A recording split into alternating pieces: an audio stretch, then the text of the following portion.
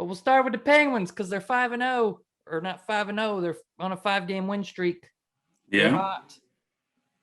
A couple weeks ago, everyone thought the Penguins were terrible, and it was doom and gloom. The GM quit. They were not looking good.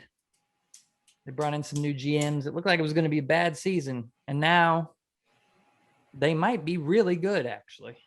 It's a good time to get hot. It's a good time to get hot. And the schedule is very beneficial to the Penguins right now. Yeah.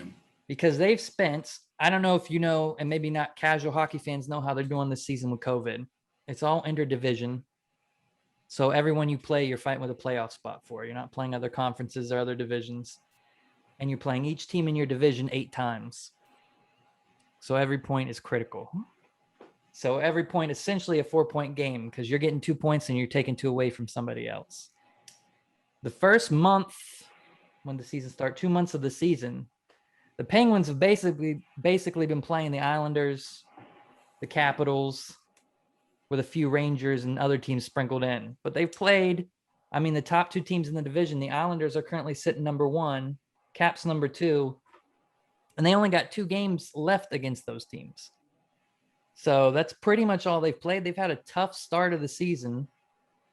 And for the rest of the season, they still got 8 games against New Jersey, who sucks, and 6 games against Buffalo, who they just swept 2 games this week, and Buffalo sucks.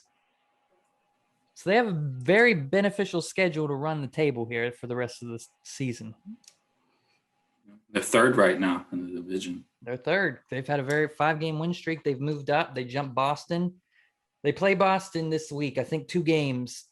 That might be the most critical 2 games of the season.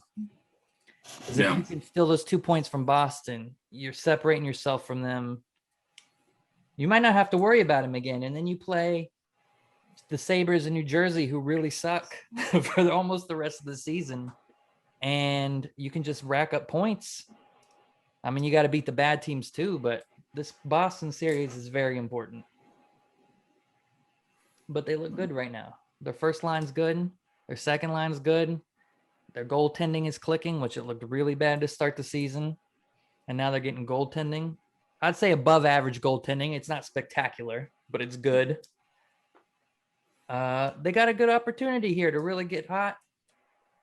And another good thing, too, they've played all these tough teams. They're winning the season series against the Caps 4-2 in the games they've played so far.